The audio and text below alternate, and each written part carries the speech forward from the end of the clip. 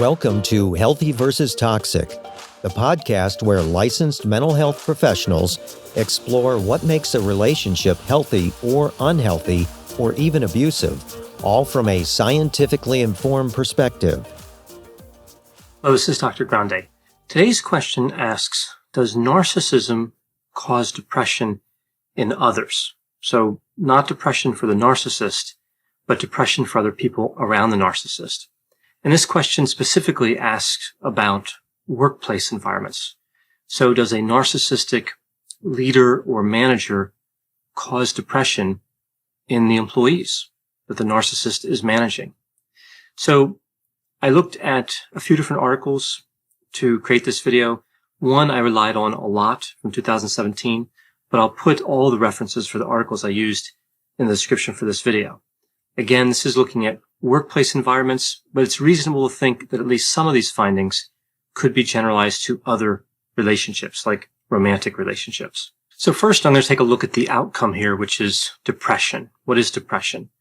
Well, depression is a characteristic we see associated with a few different mental disorders in the Diagnostic and Statistical Manual, like major depressive disorder and persistent depressive disorder. With depression, we see low mood, feelings of worthlessness, fatigue, not experiencing pleasure in activities that normally brought pleasure, and we see a number of other symptoms as well. Now, outside of the emotional pain and all the other suffering associated with depression, we also see an enormous financial cost.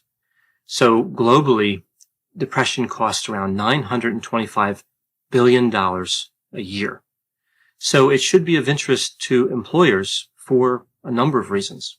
Now, in a workplace setting, depression can be caused by a number of factors, including poor relationships with management or leaders inside of companies, specifically managers who are authoritarian, manipulative, and aggressive. The destructive leadership behavior we see from individuals who have these characteristics is often referred to as workplace bullying. And what we see here with bullying, of course, is its repeated and persistent negative actions towards someone, which usually involve a power imbalance and create a hostile environment. In a workplace setting, we would say create a hostile work environment. Now, bullying can take place in an employment environment through a lot of different ways and by a lot of different people. Like a lot of different people can be involved in the bullying. It doesn't necessarily have to be a manager or leader that conducts the bullying behavior. But we know that leaders and managers are responsible for about 75% of the workplace bullying. So that covers depression and a little bit of the workplace bullying construct. But what about narcissism? Well, in order to look at this in terms of depression and workplace bullying, the constructs that are being studied are actually both narcissism and psychopathy. Because what we see in a lot of this research is it's conducted on the dark traits and also the dark core. And I'll describe both of these concepts. So there are three dark traits. We see narcissism, psychopathy, and Machiavellianism, conceptualized to be subclinical, meaning these characteristics don't have to occur at a level that would normally require or indicate mental health counseling. So these can be fairly common traits observed in the workplace and in other places. These three dark traits, often called the dark triad, are often just simply reduced to narcissism and psychopathy. And this is because Machiavellianism overlaps so much with these other constructs, especially psychopathy. I view Machiavellianism as similar to psychopathy, but a Machiavellianistic individual has a greater appreciation of consequences and is really smarter in how they try to get ahead, less impulsive and more strategic. But either way, when I say the dark traits here in the context of this video, I'm really just talking about narcissism and psychopathy. So narcissism is characterized by grandiosity, a sense of entitlement, self-centeredness, arrogance, and jealousy.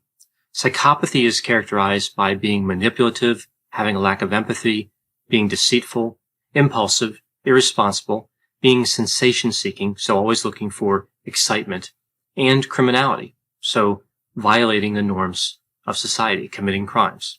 Narcissism and psychopathy are considered to be relatively distinct, but they also have some overlap here as well. For example, we see that with both narcissism and psychopathy, there's low agreeableness, so being disagreeable or antagonistic, and deceitfulness.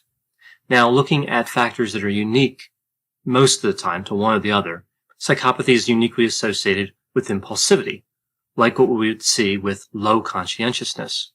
Narcissism is uniquely associated with attention-seeking, and we would see this with high extroversion. Now, the research tells us that callousness, really a lack of empathy, being manipulative, and being antagonistic, that's that low agreeableness part, these factors account for much of the overlap between narcissism and psychopathy. And these characteristics are referred to as the dark core. So why do so many leaders and managers have dark traits? Well, these positions, leadership positions, tend to be appealing for people with dark traits. Certainly not all leaders have dark traits, of course, but there is a strong association. People with dark traits are attracted to the power, authority, level of control, and status associated with these positions. People without dark traits are attracted to these opportunities for a chance to contribute their talent, to help create jobs, to be in a position where they can encourage people, to help create products or deliver services that help people. So really pro-social reasons. So people with dark traits are attracted for antisocial reasons, and people without dark traits are attracted for pro-social reasons. So what's the behavior of a leader who has high narcissism and high psychopathy? Again, not necessarily high enough to qualify as being related to a mental disorder like antisocial personality disorder or narcissistic personality disorder, but just high relative to the population. Well, we see that managers like this tend to exploit employees. They're aggressive, rude, they brag, and they believe that they are superior. They also fail to create or maintain relationships. They earn a reputation as being bullies. They make poor decisions, and they tend to greatly limit the career success of people who work for them. Now, specific to narcissism, when a leader is narcissistic, we see that they take credit for other people's work. They criticize employees without justification, so they engage in falsely accusing employees of having performance problems or other problems. They exaggerate their own achievements. So really what we see here is they bully to protect an inflated sense of self. That's the driver for this narcissistic leadership type behavior.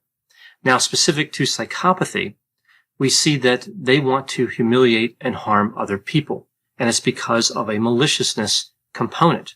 So they act impulsively and aggressively, and the lack of empathy they exhibit is a particular concern because empathy would limit how far somebody would take an aggressive behavior. So those limits are really compromised or removed when somebody is psychopathic. So in consideration of all this, back to this question, do the dark traits lead to depression? How does workplace bullying fit into this? So if we look at the findings of this research study I was talking about earlier, we see that the dark traits do influence depression. And workplace bullying is one of the mechanisms through which this happens. So the way we kind of express this is that we have the dark traits on one side, we have depression on the other side, and in between, as a mediator, we have workplace bullying. So workplace bullying really explains how the dark traits are converted into feelings of depression on the part of employees. This study found that leader narcissism and psychopathy is destructive and detrimental to employees' mental health. This isn't really surprising. Other studies had the same finding. Now, what may be a little bit more surprising here is that psychopathy was found to be the largest predictor of bullying in the workplace. And with narcissism, there was a bit of a different result. Narcissism did predict workplace bullying and indirectly depression. But when psychopathy was added into the analysis, it was added into the model, we see that narcissism didn't add that much in terms of effect. So this is a bit surprising because we would think that narcissistic leaders and psychopathic leaders would cause depression in employees. Well, the theory here is that the dark core is really what matters. So I mentioned before, that would be manipulation, callousness, and antagonism, low agreeableness. When psychopathy and narcissism appear together, the dark core can really be at its strongest. So again, we're really looking at the dark core as the primary driver, what seems to lead to the depression. So does that mean that narcissism doesn't lead to depression in work environments? Well, actually, narcissism probably does lead to depression. And research has already established it leads to a lot of other bad outcomes at work. But again, just looking at depression, the tricky part about narcissism is it's characterized by a lot of negative factors, but it's also characterized by high extroversion. And extroversion can have a positive effect on employees. So what happens is the positive effect gets weighed against the negative effect, so it tends to look neutral. The presence of a positive effect doesn't mean there's no negative effect. And we see the same thing in personality theory. A person can have both positive emotions, like with what we see with high extroversion, and negative emotions, which is measured on neuroticism. So somebody can have both of those. They can tend to experience positive emotions and tend to experience negative emotions. Having one doesn't mean that they won't have the other. So one way you can look at this is with a psychopathic leader, there are pretty much only bad results: bullying, depression, and other problems. With a narcissistic leader, there are some good results, but mostly bad results. The positive effect only occurs when the negative effect is observable. So you don't get the positive results occurring by themselves. There's always that negative piece attached to narcissistic leadership. Now, when you put narcissism and psychopathy together, you're back to primarily bad results because you have the psychopathic component again, and the few potential positive elements of narcissism are overwhelmed by the effects of psychopathy. So kind of taking a step back and looking at all these findings, what does all this mean? Well, sometimes when people talk about narcissistic and psychopathic leaders and managers, it's framed with words like this: inconvenient, uncomfortable, unfortunate, or less than ideal, but not described as deleterious, detrimental, and having a negative effect on somebody's mental health, but rather just like it's part of a fairly normal work experience. Some employees go to work and they don't have to deal with a lot of narcissism, and other employees go to work and they do. And the same thing with psychopathy. Some employees have to deal with it and others don't. It's just kind of random, and we really shouldn't worry about that much. That's kind of how it's framed. But the research tells us something totally different. The research says that narcissism and psychopathy are much more dangerous than that. They're beyond simply inconvenient. The dark traits, the dark triad, including the dark core, even at subclinical levels, levels that again would not indicate treatment, are extremely destructive. They lead to depression. They cause a great deal of pain and suffering in other ways.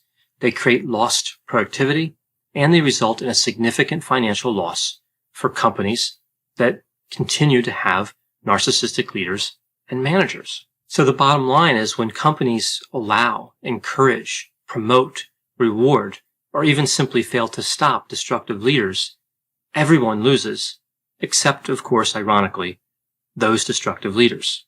They're the ones that come out ahead. And I think a lot of this happens because so many people fail to understand narcissism and psychopathy. They see the different traits, but they don't put it together. They don't realize we have a name for it. And it's been well studied and documented in the research literature. And I think the other part that kind of interferes is people look at interpersonal dynamics, relationships, as very hard to understand in general. And when you take into account all the extra dynamics of the workplace, like trying to achieve a goal and work schedules and all the people together at the same time, engaging in different activities, it just makes it even more complex. So again, there's this tendency just to say, let's not worry about it. People act differently. Nobody's really acting in a way that's hurting anybody, so we'll just leave it alone. But that's not really a wise strategy for companies. Another difficulty here, of course, is when narcissistic leaders and psychopathic leaders get into positions of power, especially the very high positions of power, they sometimes select other narcissistic and psychopathic leaders. So they are the ones making the decisions about who is in the management and leadership positions in a company.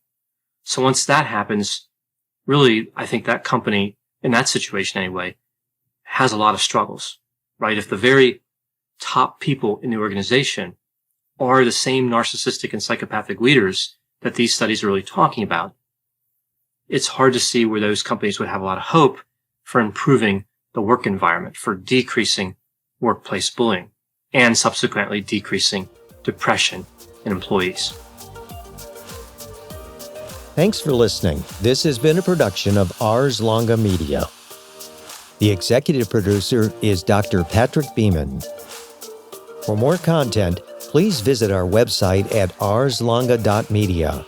To leave feedback or suggestions, send an email to info@arslonga.media. To find more content from Dr. Grande, including a link to his YouTube channel and his other Ars Longa podcasts, visit our website at arslonga.media. This podcast is intended for informational purposes only and should not be construed as medical or mental health advice. Ars Longa, Vita Brevis.